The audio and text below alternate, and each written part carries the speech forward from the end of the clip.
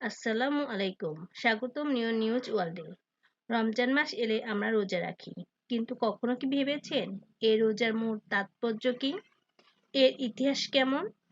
কেন আমাদের জন্য রোজা ফরজ করা হয়েছে? আর কিভাবে রোজার বিধান নাজির হলো? আজ আমরা জানবো রোজার গভীরতা, যা আমাদের আত্মা ও জীবনকে বদলে দিতে পারে। রোজা শব্দটি ফার্সি শব্দ হলেও কোরআন হাদিসে এটিকে সিয়াম বা সাওম বলা হয়, যার অর্থ বিরত থাকা। ইসলামের দৃষ্টিতে সুবহে সাদিক থেকে সূর্যাস্ত পর্যন্ত খাবার, পানীয়, খারাপ কাজ ও খারাপ চিন্তা থেকে বিরত থাকার নাম রোজা। এটি কেবল শারীরিক সংযম নয়, বরং আত্মশুদ্ধির একটি প্রশিক্ষণ। আল্লাহ তাআলা পবিত্র কোরআনে বলেছেন, হে মুমিনগণ, তোমাদের উপর রোজা ফরজ করা হয়েছে, যেমন ফরজ করা হয়েছিল তোমাদের পূর্ববর্তী উম্মতের উপর, যাতে তোমরা তাকওয়া অর্জন করতে পারো। এই আয়াত থেকে বোঝা যায় রোজার মূল উদ্দেশ্য হলো তাকওয়া বা খোদাভীতি অর্জন করা। রোজা মানুষের আত্মাকে পবিত্র করে, ধৈর্য শেখায়, নৈতিকতা গঠন করে এবং সমাজে সংযম ও সমতা প্রতিষ্ঠা করে। রোজার বিধান কেবল উম্মতে মুহাম্মাদের জন্য নয়, বরং আগের নবীদের উম্মতের জন্যও ছিল, তবে তাদের রোজার সময় ও পদ্ধতি আলাদা ছিল। হযরত আদম আলাইহিসসালাম এর যুগ, প্রতি চন্দ্র মাসে 13, 14 ও 15 তারিখে আইয়ামে বীজ নামে 3 দিন রোজা রাখা হতো। নূহ আলাইহিসসালাম এর যুগ, তিনি পুরো বছর জুড়ে রোজা রাখতেন, শুধু ঈদুল ফিতর ও ঈদুল আজহার দিন ব্যতীত। মুসা আলাইহিসসালাম এর যুগ, বনে ইসরাইলের জন্য আশুরা রোজা ফরজ ছিল, যেদিন আল্লাহ তাদের শত্রুর হাত থেকে রক্ষা করেছিলেন। দাউদ আলাইহিসসালাম এর রোজা, একদিন রোজা রাখতেন, একদিন বিরতি দিতেন, যা আল্লাহর কাছে সবচেয়ে প্রিয় রোজা।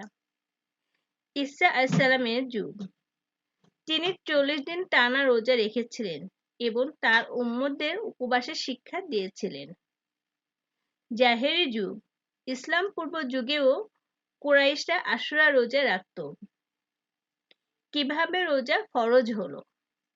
প্রথম দিকে মুসলমানদের জন্য রোজা রাখা বাধ্যতামূলক ছিল না, তবে হিজরতের পর দ্বিতীয় হিজরিতে রমজান মাসে রোজাকে ফরজ করা হয়। কোরআনে আল্লাহ বলেন, রমজান মাস, এতে কোরআন নাজিল হয়েছে, যা মানুষের জন্য পথ প্রদর্শক, সত্য ও মিথ্যার পার্থক্যকারী। অতএব তোমাদের মধ্যে যে এই মাস পাবে, সে যেন অবশ্যই রোজা রাখে। সূরা বাকারা আয়াত 145। এই আয়াতের মাধ্যমে প্রথমবারের মতো রমজানের রোজাকে ফরজ করা হয়। এর আগে আশুরা রোজা ফরজ ছিল, তবে রমজানের রোজা ফরজ হওয়ার পর আশুরা রোজা নফল হয়ে যায়। রোজার মূল উদ্দেশ্য হলো আত্মসংযম ও আত্মশুদ্ধি অর্জন করা।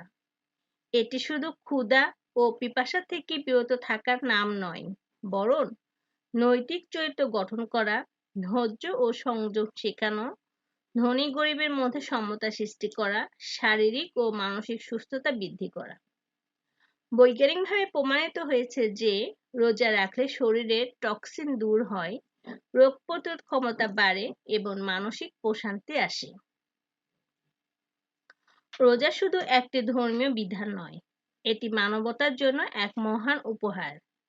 এটি আমাদের আত্মশুদ্ধির পথ দেখায়, সংযম ও ধৈর্যের শিক্ষা দেয়।